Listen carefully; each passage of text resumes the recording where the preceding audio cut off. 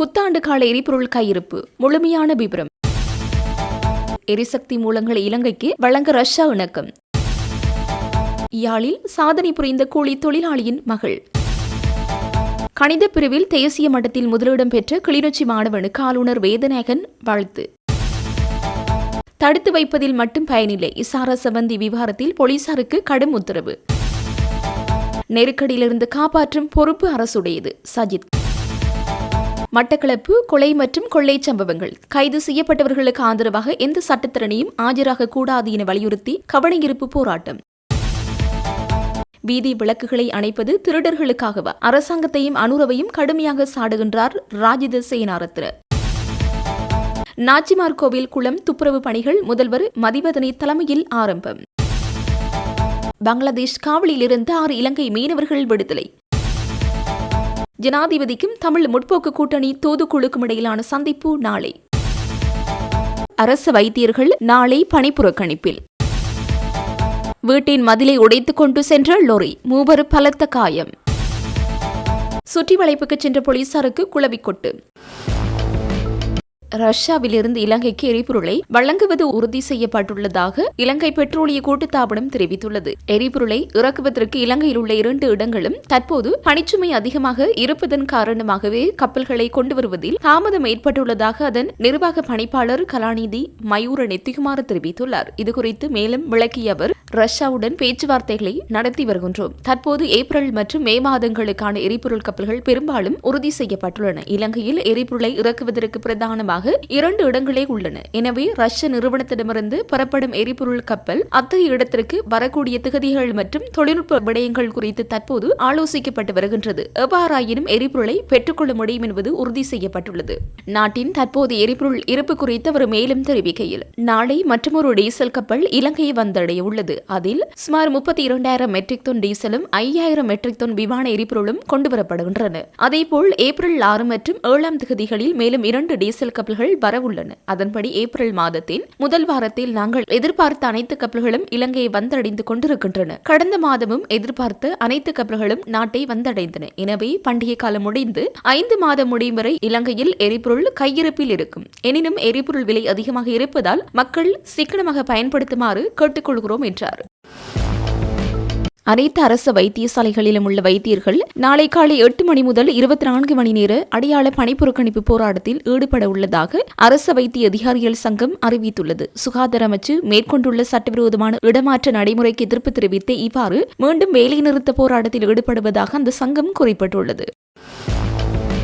2025ஆம் ஆண்டுக்கான கல்வி பொது தராதர உயர்தர பரீட்சை பெறுபவர்களின் அடிப்படையில் கணித பிரிவில் தேசிய மட்டத்தில் முதலிடம் பெற்று சாதனை படைத்த கிளிநொச்சி மகா வித்தியாலய மாணவன் திருக்குமரனை வடக்கு மாகாண ஆளுநர் வேதநாயகன் நேரில் சந்தித்து தமது வாழ்த்துக்களை தெரிவித்தார். கிளிநொச்சி மகா வித்தியாலயத்திற்கு நேரடியாக பயணம் செய்த ஆளுநர் மற்றும் கிளிநொச்சி மாவட்ட செயலாளர் முரளிதரன் ஆகியோரை பாடசாலை அதிபர் நிமல்ராஜ் வரவேற்றார். இப்பாடசாலையைச் சேர்ந்த மாணவன் திருக்குமரன் கணித பிரிவில் தேசிய நிலையில் சாதனை படைத்துள்ள அதேவேளை உயிரியல் பிரிவில் கிறிஸ்டியன் மற்றும் வர்த்தக பிரிவில் மதுமினி ஆகியோர் மாவட்ட ரீதியில் முதலிடம் பெற்று பெருமை சேர்த்துள்ளனர். இந்த சாதனை மாணவர்களை ஆளுநர் பாராட்டியதுடன் அவர்களின் வெற்றிக்கு காரணமாக அமைந்த பெற்றோர், கற்பித்த ஆசிரியர்கள் மற்றும் பழைய மாணவர்களுடன் கலந்துரையாடலில் ஈடுபட்டார். தமது கடின உழைப்பாலும் சுயமுயற்சியாலும் மாபெரும் வெற்றியீட்டிய மாணவர்களை பாராட்டி பேசிய ஆளுநர், கிளிநொச்சி மாவட்டத்திலிருந்து மாணவர் ஒருவர் தேசிய நிலையில் முதலிடம் பெற்றுள்ளமை மாகாணத்தின் கல்வி வரலாற்றில் ஒரு புதிய அத்தியாயத்தை திறந்துள்ளது என பெருமிதத்துடன் குறிப்பிட்டார். மேலும் இந்த சாதனை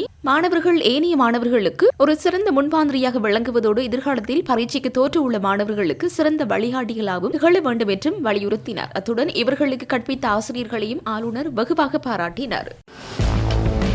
சட்டவிரோத மதுபான உற்பத்தி நிலையத்தை சுற்றி வளைக்கச் சென்ற போலீஸ் அதிகாரிகள் குளவிக்கொட்டுக்கு இலக்காகியுள்ளனர். கொத்மலை ரம்புட வெதமுல்ல தோட்ட பகுதியில் உள்ள சட்டவிரோத மதுபான உற்பத்தி நிலையத்தை சுற்றி வளைக்கச் சென்ற 7 போலீஸ் அதிகாரிகளை இந்த அனர்த்தத்திற்கு இன்று முகம் கொடுத்துள்ளனர். கிடைக்கப்பெற்ற ரகசிய தகவலுக்கு அமைய காட்டு வழி ஒன்றின் ஊடாக சென்ற அதிகாரிகள் அந்த காட்டு பகுதியில் குளவிக்கொட்டுக்கு இலக்காகியுள்ளனர். இதனையடுத்து 1990 ஆம்புலன்ஸ் சேவையின் ஊடாக மீட்கப்பட்டு வைத்தியசாலையில் அனுமதிக்கப்பட்டனர். இவ்வாறு குளவிக்கொட்டுக்கு இலக்கான 2 பேர் கொத்மலை வைத்தியசாலையிலும் மேலும் 5 பேர் நுவரெலியா மாவட்ட பொது வைத்தியசாலையிலும் அனுமதிக்கப்பட்டுள்ளனர். அவர்களின் 3 பேரின் நிலைமை கவலைக்கிடமாக இருப்பதாக நுவரெலியா வைத்தியசாலை தகவல்கள் தெரிவிக்கின்றன. இலங்கையில் நெருக்கடிகள் ஏற்பட்டாலும் இல்லாவிட்டாலும் எரிபொருள், எரிவாயு மற்றும் நிலக்கரி உள்ளிட்ட எரிசக்தி மூலங்களை இலங்கைக்கு வழங்குவதற்கு ரஷ்யா தமது விருப்பத்தை வெளியிட்டுள்ளது. போக்குவரத்து, நெடுஞ்சாலைகள் மற்றும் நகர அபிவிருத்தி அமைச்சு வெளியிட்டுள்ள அறிக்கையில் அமைச்சர் விமல் ரத்நாயக்க ரஷ்யாவிற்கு மேற்கொண்ட விஜயத்தின் போது அந்நாட்டின் எரிசக்தி பிரதி அமைச்சர் ரமன் மர்ஷாவின் இதனை உறுதிப்படுத்தியதாக குறிப்பிடப்பட்டுள்ளது.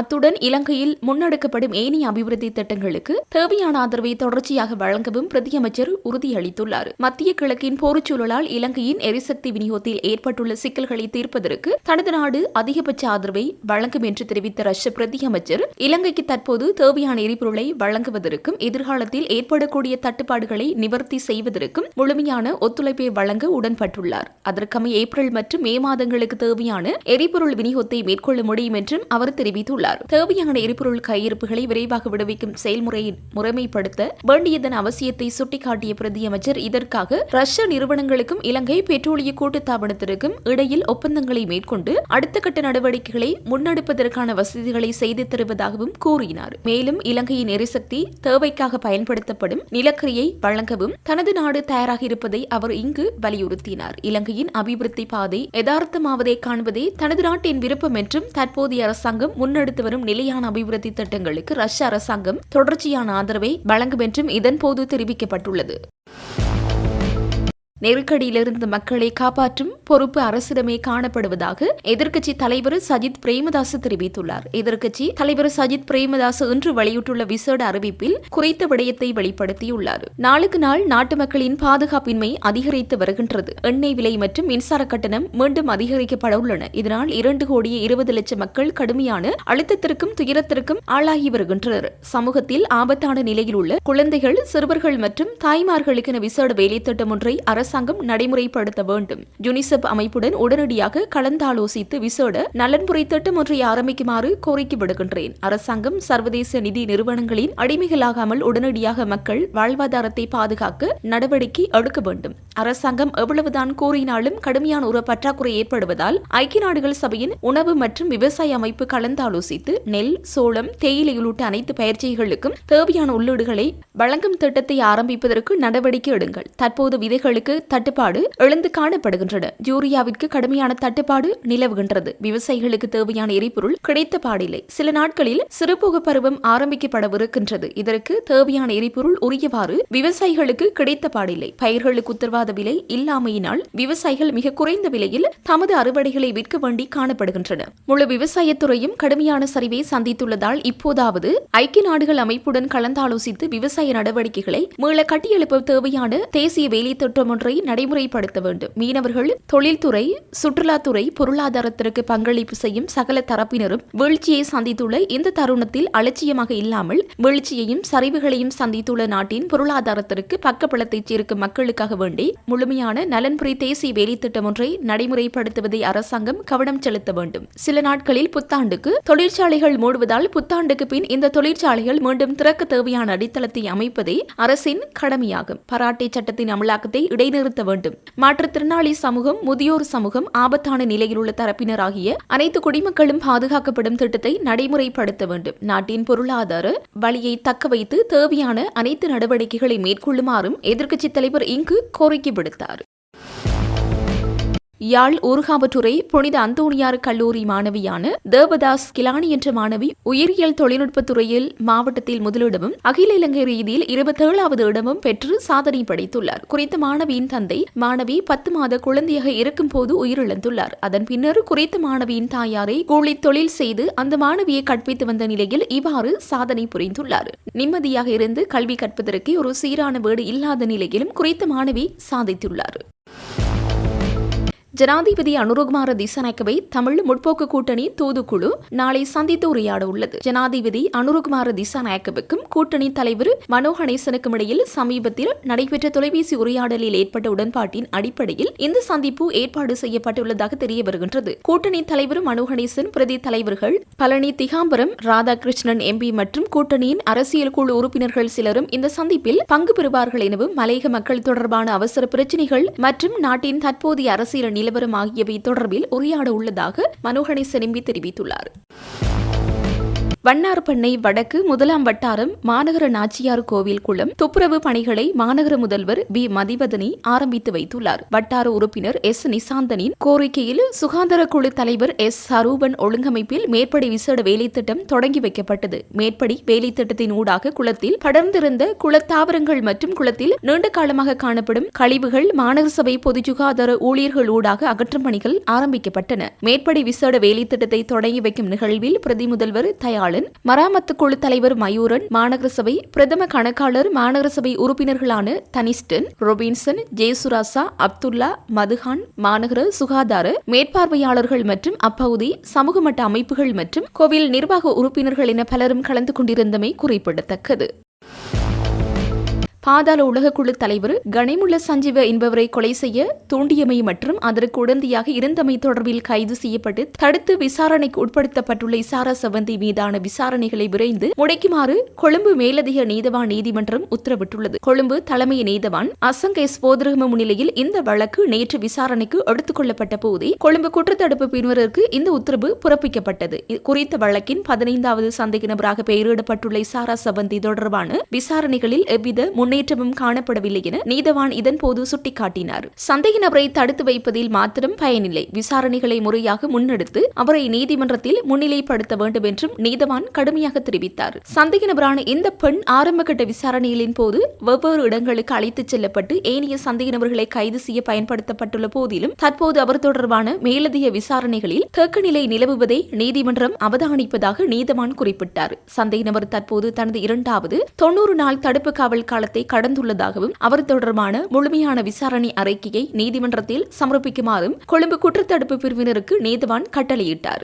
நேற்றைய தினம் விசாரணையின் போது சந்தேக நபர்கள் சூம் தொழில்நுட்பம் ஊடாக நீதிமன்றில் முன்னிலைப்படுத்தப்பட்டனர். இந்த சம்பவத்துடன் தொடர்புடைய ஏனைய 2 சந்தேக நபர்கள் குற்றப்புலனாய்வு திணைக்களத்தின் தடுப்பு காவலில் வைத்து விசாரணை செய்யப்பட்டு வருகின்றமை குறிப்பிடத்தக்கது.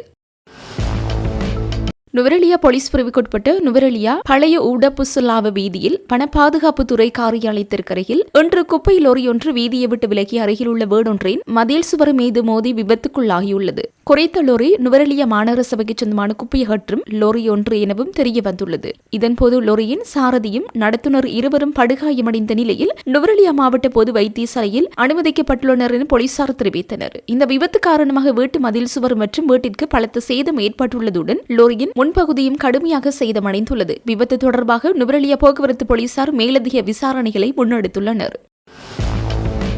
மட்டக்களப்பு மாவட்டத்தினை பரபரப்பாக்கியுள்ள கொலை மற்றும் கொள்ளைச் சம்பவங்கள் தொடர்பில் கைது செய்யப்பட்டவர்களுக்கு ஆதரவாக எந்த சட்டத்திறனியும் ஆஜராக கூடாது என்பதை வலியுறுத்தியும் குறித்த சம்பவம் தொடர்பில் 24 மணி நேரத்தில் சந்தேக நபர்களை கைது செய்த போலீசாருக்கு நன்றி தெரிவித்தும் இன்று மட்டக்களப்பு நகரில் கவனஈர்ப்பு போராட்டம் முன்னெடுக்கப்பட்டது. மட்டக்களப்பில் நடைபெற்ற இதுபோன்ற சம்பவம் மீண்டும் நிகழாமல் இருக்கும் வகையில் இவ்வாறான சம்பவங்களில் ஈடுபட்டவர்களுக்கு எதிரான கடும் தண்டனைகள் வழங்கப்பட வேண்டும் என இதன்போது வலியுறுத்தப்பட்டது. மட்டக்களப்பு மண்முனை வடக்கு பிரதேச செயலகத்தின் இளைஞர் கழக சம்மேளனத்தின் ஏற்பாட்டில் இந்த கவனஈர்ப்பு போராட்டம் முன்னெடுக்கப்பட்டது. மட்டக்களப்பு காந்தி பூங்காவில் அமைதியான முறையில் போராட்டம் முன்னெடுக்கப்பட்டதுடன் இளைஞர் யுவதிகள் ஊர்வலமாக திருமலை வீதியூடாக சென்று மட்டக்களப்பு போலீஸ் சுற்றுவட்டம் ஊடாக மீண்டும் காந்தி பூங்கா வந்து அங்கு அந்த போராட்டம் முன்னெடுக்கப்பட்டது. அமைதியான முறையில் நடைபெற்ற இந்த போராட்டத்தில் கருப்பு உடைகள் அணிந்த நிலையில் கருப்பு துணிகளை அடையாளமாக அணிந்து கொண்டு தமது போராட்டங்களை முன்னெடுத்தனர். பிணங்கள் வீசப்பட்ட கிணறு எமது நீதியின் சாட்சியாகட்டும், நீதி வெல்லட்டும், அநீதி வீழட்டும், குற்றவாளிகளுக்கு ஆதரவான எந்த ஒரு முயற்சிக்கும் இடமளிக்க மாட்டோம், நீதியை சாகடிக்காதே, எந்த ஒரு சட்டத்திறனையும் குற்றவாளியை தொடாதே, குற்றம் புரிந்தவர்களை பாதுகாக்க முடியும் எந்த செயற்பாடுகளையும் அனுமதிக்க மாட்டோம் போன்ற பல்வேறு கோஷங்கள் அடங்கிய பதாதைகளை ஏந்தியவாறு போராட்டம் முன்னெடுக்கப்பட்டது. மட்டக்களப்பில் நடைபெற்ற கொள்ளை தொடர்பில் கைது செய்யப்பட்டவர்களுக்கு சார்பாக எந்த சட்டத்திறனையும் ஆஜராக கூடாது என வலியுறுத்தியுள்ள இளைஞர் யுவதிகள் குறித்த குற்றவாளிகளுக்கு தண்டனை கிடைக்கும் வரையில் தமது போராட்டம் தொடரும் என தெரிவித்தனர். இதேபோன்று மட்டக்களப்பு மாவட்டத்திற்கு களங்கத்தினை ஏற்படுத்தும் வகையில் நடைபெற்ற இந்த சம்பவம் தொடர்பில் 24 மணி நேரத்தில் விசாரணை முன்னெடுத்து குற்றவாளிகளை கைது செய்த கிழக்கு மாகாண பெரும் குற்றத்தடுப்பு பொறுப்பதிகாரி மற்றும் அதன் உத்தியோகர்களுக்கு நன்றியும் இதன்போது தெரிவிக்கப்பட்டது. இச்சம்பவம் தொடர்பில் நீதி நிலைநாட்டப்பட வேண்டும் எனவும் அவ்வாறு இல்லாவிட்டால் தமது போராட்டம் பாரிய அளவில் வேறு வகையில் நடைபெறும் எனவும் இதன்போது எச்சரிக்கையும் விடுக்கப்பட்டது. தற்போதைய அரசாங்கமும் சுகாதார அமைச்சர் வைத்தியர் நலிந்த ஜெயதிசவும் வைத்தியர்களிடமிருந்து வலுக்கட்டாய சேவையை பெற்றுக்கொள்ள முயற்சிப்பதாக அரசு வைத்திய அதிகாரிகள் சங்கம் குற்றம் சாட்டியுள்ளது. எனினும் தமது சங்கத்தைச் சேர்ந்த 23,000க்கும் மேற்பட்ட வைத்தியர்கள் அவ்வாறு அடிமைகளாக பணியாற்ற தயாரில்லை என அச்சங்கத்தின் உதவி செயலாளர் வைத்தியர் ஹங்சமாள் வீரசூரிய இன்று நடைபெற்ற ஊடகவியலாளர் சந்திப்பில் தெரிவித்தார். முன்னதாக நேற்று நடைபெற்ற அமைச்சரவை தீர்மானங்களை அறிவிக்கும் ஊடகவியலாளர் சந்திப்பில் அரசு வைத்திய அதிகாரிகள் சங்கத்தின் செயற்பாடுகள் குறித்து சுகாதார அமைச்சர் நலிந்த ஜெயதிச பின்வருமாறு கருத்துக்களை வெளியிட்டிருந்தார். மே 10ஆம் தேதியளவில் சுமார் 6,000 வைத்தியர்கள் இடமாற்றம் செய்யப்பட உள்ளனர். பிப்ரவரி முதல் வாரத்தில் ஆரம்பிக்கப்பட்ட இந்த முறையான இடமாற்ற செயல்முறை கடந்த 13 ஆண்டுகளாக நடைபெறவில்லை. இடமாற்ற சபைகளில் இருந்து கொண்டு அந்த சங்கத்தின் உறுப்பினர்கள் சிலர் 13 முதல் 17 வருடங்கள் வரை ஒரே இடத்திலேயே தங்கியிருந்தனர். கண் வைத்தியசாலையில் இருந்து கொண்டு வீதியை கடந்து தேசிய வைத்தியசாலைக்கு கூட செல்ல முடியாமல் சிலர் முடங்கி கிடந்தனர். இவ்வாறான அனைத்து முறைகேடுகளையும் நிறுத்திவிட்டு தற்போது வருடாந்த இடமாற்ற செயல்முறையை முன்னெடுத்து வருகின்றோம். இதனால் பாதிக்கப்படுபவர்கள் தமது அதிகாரத்தை பயன்படுத்தி தமது நிறைவேற்று சபை உறுப்பினர்களையும் மனைவிகளையும் தமக்கு விருப்பமான இடங்களிலேயே பல வருடங்களாக தங்க வைத்திருந்த அவர்களே ஆகும் என்றார். அமைச்சரின் இந்த கருத்துக்களுக்கு பதிலளித்த வைத்தியர் ஹங்சமாள் வீரசூரிய தெரிவித்ததாவது: சுகாதார அமைச்சர் பல பொய்யான பிரச்சாரங்களை முன்னெடுத்துள்ளார். ஏப்ரல் 1ஆம் தேதி என்பதால் அவர் பொய் சொல்கின்றாரா என்பது தெரியவில்லை. 2019ஆம் ஆண்டில் தேங்கிக் கிடந்த பெருமளவிலான இடமாற்றங்களை எமது சங்கமே 98% வெற்றிகரத்துடன் பூர்த்தி செய்தது. 2026ஆம் ஆண்டின் வருடாந்த இடமாற்றங்கள் ஆரம்பிக்கப்பட்டு 2 மாதங்கள் கடந்துள்ள நிலையில் 6,000 பேரில் 1/5 பங்கினரை கூட இன்னும் இடமாற்ற முடியவில்லை. இதிலிருந்தே சுகாதார அமைச்சு எவ்வளவு தூரம் தோல்வி அடைந்துள்ளது என்பது புரிகின்றது. வைத்தியர்கள் யாருடைய கட்டளைகளுக்கும் பணிய மாட்டார்கள். நாம் யாருக்கும் கடமைப்பட்டவர்களும் அல்ல, யாருக்கும் அஞ்சியவர்களும் அல்ல. 23,000க்கும் மேற்பட்ட வைத்தியர்கள் அடிமைகளாக வேலை செய்ய தயாரில்லை. அமைச்சர் எம்முடன் மோத விரும்பினால் அதற்கு பதில் வழங்க நாம் தயாராக இருக்கின்றோம் என்றார். மாலை 6 மணி முதல் இரவு 10 மணி வரை வீதி விளக்குகளை அணைத்து வைப்பதானது திருடர்களுக்கு வசதி செய்து கொடுக்கும் ஒரு செயற்பாடு என முன்னாள் அமைச்சர் ராஜித சேனாரத்ன தெரிவித்துள்ளார். கொழும்பில் இன்று நடைபெற்ற ஊடகவியலாளர் சந்திப்பில் கலந்து கொண்டு கருத்து தெரிவித்த அவர் இதனை தெரிவித்தார். மாலை 6 மணி முதல் இரவு 10 மணி வரை பிரதான வீதிகள் மட்டுமின்றி கிளை வீதிகளிலும் விளக்குகள் அணைக்கப்படுகின்றன. இதனால் வீதிகள் கடும் இருளில் மூழ்கியுள்ளன. வேலை நிறைவடைந்து வீடு திரும்பும் பெண்கள் மற்றும் மேலதிக வகுப்புகள் நிறைவடைந்து செல்லும் மாணவிகளின் பாதுகாப்பு இன்று கேள்விக்குறியாயுள்ளது. திருடர்கள் இருளை பயன்படுத்தி குற்றங்களில் ஈடுபட இது வாய்ப்பாக அமைகின்றது எனவும் அவர் சுட்டிக்காட்டினார். இரவு 10 மணிக்கு மேல் விளக்குகளை ஒளிரச் செய்து திருடர்கள் கொள்ளையடித்த பொருட்களை பார்ப்பதற்கா என கேள்வி எழுப்பியவர் நிலக்கரி ஊழலில் ஈடுபட்டவர்களை ஜனாதிபதி எவ்வித தயக்கமுமின்றி பாதுகாத்து வருவதாகவும் குற்றம் சாட்டினார். பங்களாதேஷ் கடற்பரப்பிற்குள் அத்துமீறி நுழைந்த குற்றச்சாட்டில் அந்நாட்டு அதிகாரிகளால் கைது செய்யப்பட்டிருந்த 6 இலங்கை மீனவர்கள் 6 மாதங்களுக்கு பிறகு விடுதலை செய்யப்பட்டுள்ளனர். பங்களாதேஷ் அரசாங்கம் வழங்கிய இந்த விடுதலையை தொடர்ந்து குறித்த மீனவர்கள் குழுவினர் அடுத்த சில நாட்களில் நாட்டிற்கு வருகை தர உள்ளனர். இவர்கள் கடந்த ஆண்டின் இறுதிக்கால பகுதியில் பங்களாதேஷ் கடற்பரப்பில் வைத்து அந்நாட்டு கடலோர பாதுகாப்பு படையினரால் கைது செய்யப்பட்டிருந்தனர். இலங்கை வெளிவிவகார அமைச்சு மற்றும் பங்களாதேஷில் உள்ள இலங்கை உயர்ஸ்தானிகர் ஆலயம் ஆகிய இணைந்து மேற்கொண்ட ராஜதந்திர பேச்சுவார்த்தைகளின் விளைவாக இவர்களை விடுவிக்க முடிந்துள்ளதாக தெரிவிக்கப்பட்டுள்ளது. அதிகரிக்கும் வெப்பநிலை காரணமாக இலங்கையில் நிழலில்லா நிலைமை காணப்படுவதாக பேராசிரியர் நாகமுத்து பிரதீபராஜ தெரிவித்துள்ளார். இது தொடர்பில் அவர் மேலும் தெரிவிக்கையில், வணக்கம். தற்பொழுது இலங்கையினுடைய பல பகுதிகளிலும் சூரியனுடைய உச்சம் காரணமாக, அதாவது ஆண்டுதோறும் 2 தடவைகள் இலங்கைக்கு மிக அண்மித்த பகுதியில் சூரியன் வருவதுண்டு. அல்லது இன்னொரு வகையில் சொல்வதனால் பூமி ஆண்டுக்கு 2 தடவைகள் சூரியனுக்கு அதனுடைய சுழற்சி சுற்றுப்பாதையில் ஆண்டுக்கு 2 தடவைகள் அண்மித்து வருவதுண்டு. அந்த 2 தடவைகளையும் நாங்கள் சூரியனுக்கு அண்மிக்கின்ற நிலைமையை அண்மை நிலைமை என்று சொல்வோம். அதே போன்று நீள்வட்ட பாதையில் பூமி சூரியனை சுற்றுகின்ற பொழுது 2 தடவைகள் செய்மை நிலையில் இருப்பதும் உண்டு.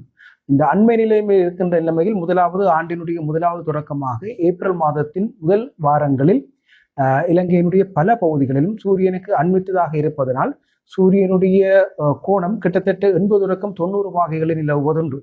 அந்த அடிப்படையில் இந்த ஆண்டு எதிர்வரும் ஏப்ரல் மாதம் 4ஆம் தேதி சூரியனுடைய உச்சம் பருத்தித்துறைக்கு நேராகவும், 5ஆம் தேதி இலங்கையினுடைய எல்பிட்டியோவுக்கு மேலாகவும், 6ஆம் தேதி களுத்துறைக்கு மேலாகவும், 7ஆம் தேதி கொழும்பு மற்றும் கலைஞவுக்கு மேலாகவும், 8ஆம் தேதி மகியங்கனைக்கு நேராகவும் கிட்டத்தட்ட 90 வகை அளவில் சூரியன் உச்சம் கொடுக்கும் என எதிர்பார்க்கப்படுகின்றது. கடந்த காலங்களிலும், கடந்த 3 ஆண்டுகளிலும் அல்லது கடந்த பல ஆண்டுகளாக இந்த காலப்பகுதிகளில் சூரியனுடைய உச்சம் உயர்வாக இருந்த பொழுதிலும் கூட வெப்பநிலையினுடைய அளவு ஒப்பீட்டு ரீதியில் மிக குறைவாக இருந்தது. இதற்கு காரணம் கடந்த 4 ஆண்டுகளாக லானினோ நிலைமை நிலவியதன் காரணமாக சூரியனுடைய உச்சம் மிகவும் உயர்வாக இருந்தாலும் கூட அவற்றினால் ஏற்படக்கூடிய பாதிப்புகள் என்பவை கணிசமான அளவு குறைவாக இருந்தது. ஆனால் இம்முறை லானினோனுடைய தன்மை முடிவடைந்து கிட்டத்தட்ட எல்லினோவுக்குரிய ஆரம்ப கட்டங்களில் இருப்பதனால் இந்த தற்பொழுது நிலவுகின்ற சூரியனுடைய உச்சம் அதிகளவிலான வெப்பநிலைமையை ஏற்படுத்தும் என எதிர்பார்க்கப்படுகின்றது. மிக குறிப்பாக எதிர்வரும் 7ஆம் தேதி பகல் 12 மணி 12 நிமிடத்திற்கு இலங்கையில் நிழலில்லாத நிலைமை என அழைக்கப்படுகின்ற ஒரு நிலைமை உருவாகும். அதாவது கிட்டத்தட்ட கொழும்பு மற்றும் கலனிய பகுதிகளை நோக்கி சூரியனுடைய கோணம் அதாவது கிட்டத்தட்ட 90 பாகை என்ற அளவில் இருப்பதனால் நிழலில்லாத ஒரு நிலைமை உருவாவதற்கான வாய்ப்புகள் காணப்படுகின்றது. இந்த நிலைமையை பொறுத்தவரையில் இந்த நிலைமை நீடிப்பதன் காரணமாக எதிர்வரும் 4ஆம் தேதியிலிருந்து எதிர்வரும் ஏப்ரல் மாதம் 15ஆம் தேதி வரைக்கும் இலங்கையினுடைய பல பகுதிகளிலும் சூரியனுடைய உச்சம் மிக உயர்வாக இருக்கும் என்பதனாலும் நாளினுடைய பகல் பொழுதினுடைய அளவு மிக உயர்வாக இருக்கும் அல்லது அதிகமாக இருக்கும் என்பதனாலும் அதிகளவு வெப்பநிலை நிலவுவதற்கான வாய்ப்புகள் காணப்படுகின்றது. பொதுவாக வெப்பநிலையை பொறுத்தவரையில் 2 வகையான அளவீடுகள் மேற்கொள்ளப்படும். ஒன்று நாளினுடைய அதிஉயர் வெப்பநிலை பகல் 12 மணியிலிருந்து 1 மணி வரையான காலப்பகுதியிலும் நாளினுடைய அதிகுறைந்த வெப்பநிலை இரவு 12 மணியிலிருந்து 1 மணி வரையிலான காலப்பகுதியிலும் அளவீடு செய்யப்படும். இந்த 2 அளவீடுகளின் அடிப்படையில் பெறப்பட்ட வெப்பநிலையை இரண்டையும் கூட்டி 2ஆல் பிரித்து வருகின்ற சராசரி ஒரு நாளுக்கான சராசரியாக அளவீடு செய்யப்படுகின்றது. ஆனால் பகல் பொழுது வெப்பநிலையை பொறுத்தவரையில் எதிர்வரும் நாட்கள் குறிப்பாக எதிர்வரும் 2ஆம் தேதியிலிருந்து இலங்கையினுடைய பல பகுதிகளுக்கும் பகல் பொழுது அளவீடு செய்யப்படுகின்ற நாளின் அதிகூடிய வெப்பநிலை 43 பாகை செல்சியஸை விட உயர்வாக இருக்கும் என எதிர்பார்க்கப்படுகின்றது. அத்தோடு இலங்கையினுடைய பல பகுதிகளிலும் இந்த காலப்பகுதிகளில் உணரக்கூடிய வெப்பத்தின் அளவு உண்மையில் அளவீடு செய்யப்படுகின்ற வெப்பநிலையினுடைய அளவிற்கும் உணரக்கூடிய வெப்பநிலையினுடைய அளவிற்கும் பெரிய அளவு வேறுபாடுகள் காணப்படும். உண்மையான வெப்பநிலை என்பது சூரியன் மூலம் கிடைக்கின்ற கதிர்வீச்சின் அடிப்படையில் பெறப்படுகின்ற வெப்பநிலையோடு தொடர்பட்டதாக இருக்க, உணரக்கூடிய வெப்பநிலை என்பது ஏனைய வளிமண்டல நிலைமைகளினால் உருவாக்கப்படுகின்ற உணர்வோடு தொடர்பட்டதாக இருக்கும். எப்பொழுதுமே உண்மையான வெப்பநிலைக்கும் உணரக்கூடிய வெப்பநிலைக்கும் இடையிலேயே மிகப்பெரிய வேறுபாடுகள் காணப்படும். ஆனால் அந்த அடிப்படையில் எதிர்வரும் 2ஆம் தேதியிலிருந்து எதிர்வரும் 15ஆம் தேதி வரையான பகுதிகளில் நாட்டின் பல பகுதிகளிலும் உணரக்கூடிய வெப்பநிலையினுடைய அளவு 48 பாகை செல்சியஸை விட அதிகமாக இருக்கும் என மதிப்பீடு செய்யப்பட்டுள்ளது. ஆகவே சூரியனுடைய உச்சம் உயர்வாக காணப்படுகின்ற அந்த காலப்பகுதிகளில் வளிமண்டல ஈரப்பதனுடைய அளவு மிக உயர்வாக காணப்படும் என்பதனால் அதிகூடிய அளவிலான வெப்பநிலை உணர்வதற்கான வாய்ப்புகள் காணப்படுகின்றது.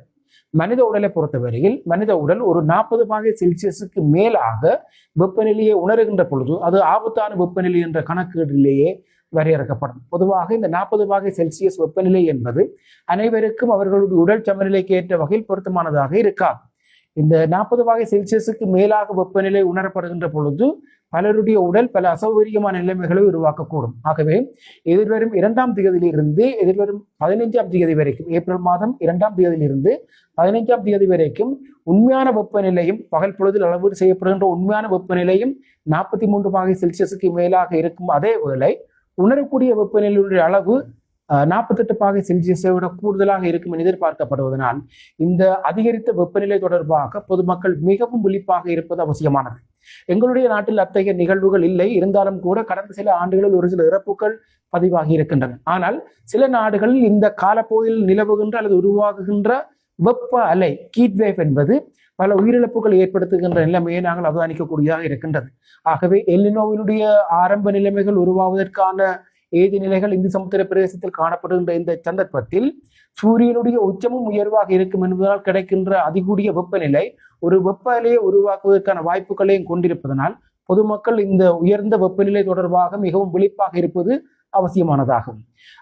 குறிப்பாக இந்த நாட்களில் சூரிய உதயம் கிட்டத்தட்ட அதாவது சூரியனுடைய உதயம் என்பது காலை 6 மணி 10 நிமிடங்களில் தொடங்கி இரவு 7 மணி வரைக்கும் பகல் பொழுது நீடிப்பதற்காக அல்லது கதிர்வீச்சினுடைய தன்மை நீடிப்பதற்கான வாய்ப்புகள் இருப்பதன் காரணமாக பொதுமக்கள் பகல் பொழுது தங்களுடைய நடமாட்டத்தை தவிர்த்துக் கொள்வது மிகவும் பொருத்தமானதாக இருக்கும். குறிப்பாக முற்பகல் 10 மணிக்கு பின்னரும் பிற்பகல் 3 மணிக்கு முன்னரும் வெளி நடமாட்டங்களை அல்லது திறந்த வெளி பிரயாணங்களை தவிர்ப்பதனூடாக மக்கள் தங்களுக்கு ஏற்படக்கூடிய அசௌகரியங்களை தவிர்த்துக் கொள்ள முடியும். இதற்கு மேலதிகமாக உண்மையான வெப்பநிலை மிக அதிகமாக இருக்கின்ற சந்தர்ப்பங்களில் பூமியினுடைய சில பகுதிகள், குறிப்பாக நகர பகுதிகளில் நிலவுகின்ற அதிகளவிலான கட்டிடச் சூழல் காரணமாக அவை உறிஞ்சி வெளியிடுகின்ற நெட்டலை கதிர்வீச்சு மிக உயர்வாக இருக்கும் என்பதனால் சூரியனுடைய வெப்பநிலை மிக உயர்வாக இருக்கின்ற அதே வேளை கட்டிடங்களினுடைய மேற்பரப்புகள் அல்லது சீமெந்து மேற்பரப்புகள் உறிஞ்சி வெளியிடுகின்ற நெட்டலையினுடைய அளவும் அதிகமாக இருக்கும் என்பதனால் கட்டிடங்கள் செறிவான பெருமளவான நகர பகுதிகளில் இது வெப்ப உணர்வை அல்லது உணரக்கூடிய வெப்பநிலையினுடைய அளவை மிக உயர்வாக வைத்திருக்கும் என்பதனால் தயவு செய்து பொதுமக்கள் அனைவரும் இந்த உயர்ந்த வெப்பநிலை தொடர்பாக மிகவும் அவதானமாக இருப்பது அவசியமானதாகும். உயர்ந்த வெப்பநிலை நிலவுகின்ற காலப்பகுதிகளில், அதாவது எதிர்வரும் 2ஆம் தேதியிலிருந்து 15ஆம் தேதி வரைக்கும் உயர்ந்த வெப்பநிலை இருக்கின்ற காலப்பகுதிகளில் வளிமண்டல ஈரப்பதனுடைய அளவும் அதிகமாக இருக்கும் என்பதனால் அதிக அளவிலான ஈரப்பதனும் மனித உடலில் சில அசௌகரியங்களை அல்லது சில வகையான தீங்குகளை ஏற்படுத்தும் என்பதனால் இயன்றுமான வரைக்கும் பொதுமக்கள் இந்த காலப்பகுதிகளில் முற்பகல் 10 மணியிலிருந்து பிற்பகல் 3 மணி வரைக்கும் திறந்தவெளி பிரயாணங்களை தவிர்ப்பதும், அதே சமயம் குழந்தைகள், சிறுவர்கள், முதியோர்கள் மற்றும் மாற்றுத்திறனாளிகள் போன்ற கடுமையான வெப்பத்திற்கு உணர்திறன் மிக்கவர்கள் இயல்பான வரைக்கு தங்களுடைய பாதுகாப்பை உறுதிப்படுத்துவது அவசியமானதாகும். இந்த உயர்ந்த வெப்பநிலை என்பது எப்பொழுதுமே ஆவியாக்கத்தினுடைய மிக முக்கியமான காரணியாக இருக்கும் என்பதனால் பல பகுதிகளில் திறந்த மேற்பரப்பு நீர்நிலைகளினுடைய ஆவியாக்க அளவும் மிக உயர்வாக இருக்கும் என எதிர்பார்க்கப்படுகின்றது. அத்தோடு எங்களுடைய நீர்ப்பாசன நடவடிக்கைகளும் நாங்கள் காலமை பொழுதுகளை மேற்கொள்கின்ற பொழுது அதில் கிடைக்கின்ற பெருமளவான நீர் ஆவியாவதற்கான வாய்ப்புகள் காணப்படுவதனால் நாங்கள் நீர்ப்பாசன நடவடிக்கைகளிலும் ஒரு மாற்றத்தை கொண்டு வந்து பயிர்களுக்கு இறைக்கின்ற நீரினுடைய அளவினுடைய உச்சம் முழுவதும் பயன்படக்கூடிய வகையில் மாலை அல்லது இரவு வேளைகளில் நீர்ப்பாசன வசதிகளை மேற்கொள்வதனூடாக கிடைக்கின்ற மேலதிகமான அதிகளவிலான ஆவியாக்கத்தை கணிசமான அளவு கட்டுப்படுத்த முடியும். ஆகவே பொதுமக்களை பொறுத்தவரையும் இந்த அதிகளவான வெப்பநிலை என்பது ஒரு சாதாரணமான நிகழ்வாக எடுத்துக்கொள்ளாமல் ஒரு எச்சரிக்கையாக பின்பற்றுவதனூடாக அதிகளவிலான பாதிப்புகளை குறைக்க முடியும்.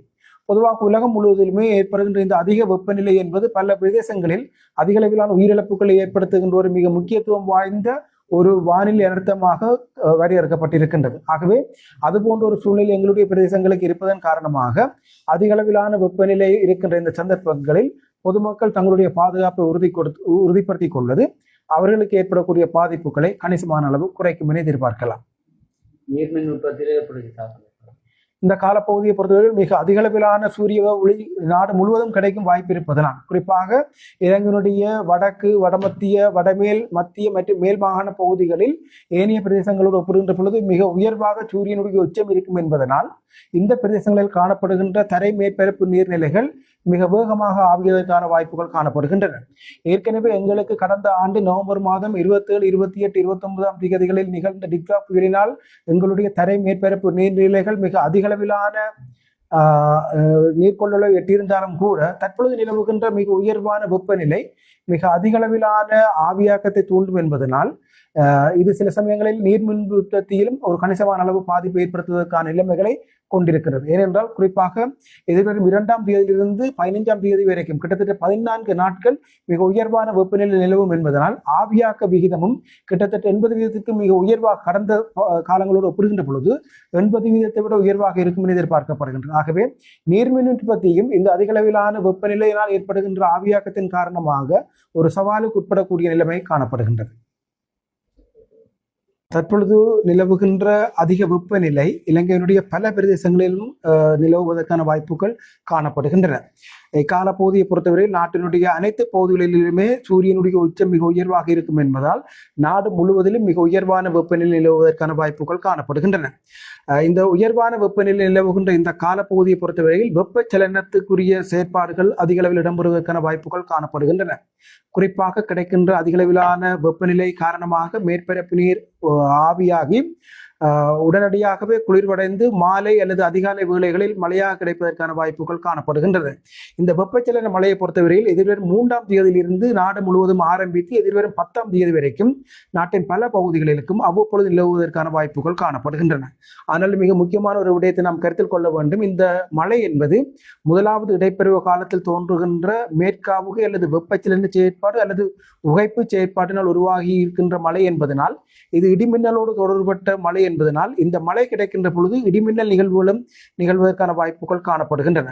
ஆனாலும் இந்த மழையை பொறுத்தவரையில் மழை நிலவுவதற்கு முன்னர் மிக அதிக அளவிலான ஈரப்பதன் உள்ளடக்கம் கொண்டிருப்பதன் காரணமாக மக்களை பொறுத்தவரையில் இந்த மழை வீழ்ச்சி என்பது மக்கள் எதிர்பார்த்த அளவுக்கு திருப்தி தருவதற்கான வாய்ப்புகள் குறைவு. ஏனெனில் மழை வீழ்ச்சிக்கு பின்னரும் முன்னரும் நிலவுகின்ற அதிகளவான வெப்பநிலை பெய்த மழை நீரை உடனடியாகவே ஆவியாக்கத்துக்கு உட்படுத்தும் என்பதனால் மக்கள் மனதளவில் திருப்திப்படுகின்ற அளவிற்கு இந்த மழை வீழ்ச்சி அமையாது. ஆனாலும் இந்த மழை வீழ்ச்சி கிடைக்கின்ற காலப்பகுதிகளில் இடிமின்னலோடு தொடர்பட்ட நிகழ்வுகள் இருக்கும் என்பதனால் இடிமின்னல் தொடர்பிலும் மக்கள் அவதானமாக இருப்பது அவசியமானதாகும். அத்தோடு இந்த மழை வீழ்ச்சியை பொறுத்தவரையில் குறிப்பிட்டு இடம் சார்ந்து அனைத்து இடங்களையும் உள்ளடக்கி இருக்காவிட்டாலும் கூட எதிர்வரும் 3ஆம் தேதியிலிருந்து 9ஆம் தேதி வரைக்கும் நாட்டின் பல பகுதிகளிலும் அவ்வப்பொழுது குறிப்பாக பிற்பகலுக்கு பின்னர் அல்லது அதிக அளவுகளில் இந்த மழை கிடைப்பதற்கான வாய்ப்புகள் காணப்படுகின்றன.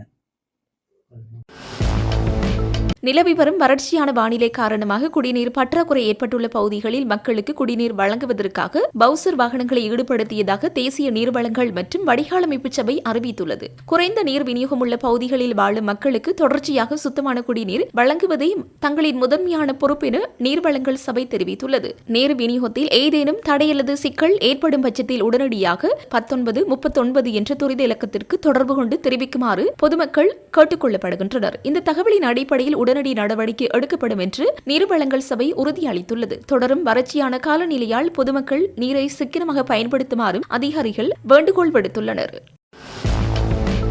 அமெரிக்கா நேட்டோ அமைப்பிலிருந்து வெளியேறுவது குறித்து தீவிரமாக பரிசீலித்து வருவதாக அந்த நாட்டு ஜனாதிபதி டொனால்ட் ட்ரம்ப் தெரிவித்துள்ளார். த டெலிகிராப் பத்திரிகைக்கு அவர் வழங்கிய சபையில் இந்த விடயத்தை குறிப்பிட்டுள்ளார். நேட்டோ கூட்டணியை ஒரு காகித புலி என்று சாடிய ட்ரம்ப் பிரித்தானியாவிடம் ஒரு கடற்படை கூட இல்லை என்றும் விமர்சித்துள்ளார். மத்திய கிழக்கில் ஏற்பட்டுள்ள மோதல்களுக்கு பிறகு இந்த அமைப்பில் அமெரிக்க உறுப்பினராக நீடிப்பது குறித்து மீண்டும் பரிசீலிப்பார்களா என வினவிய நிலையில் ஆம், அது மறுபரிசீலனைக்கும் அப்பாற்பட்டது என்று தாம் கருதுவதாக தெரிவித்தார். நான் ஒருபோதும் நேட்டோவால் ஈர்க்கப்படவில்லை. அவர்கள் ஒரு காகித புலி என்பது எனக்கு எப்போதோ தெரியும். அது ரஷ்ய ஜனாதிபதி புட்டினுக்கும் நன்கு தெரியும் என்று விமர்சித்துள்ளார். பிரித்தானியாவிடம் கடற்படை கூட இல்லை. நீங்கள் மிகவும் பழமையாகிவிட்டீர்கள் என கடுமையாக ட்ரம்ப் விமர்சித்துள்ளார். அமெரிக்கா மற்றும் இஸ்ரேல் இணைந்து ஈரான் மீது தாக்குதல் நடத்தி வரும் நிலையில் ஈரான் தொடர்ந்தும் ஹோர்முஸ் நீரிணையை மூடி உலக நாடுகளின் பொருளாதாரத்தில் பாரிய தாக்கத்தை ஏற்படுத்தியுள்ளது. இதனால் அந்த நீரிணையை திறப்பதற்கு அமெரிக்க ஜனாதிபதி நேட்டோ நாடுகளின் உதவியை கோரியிருந்தார்.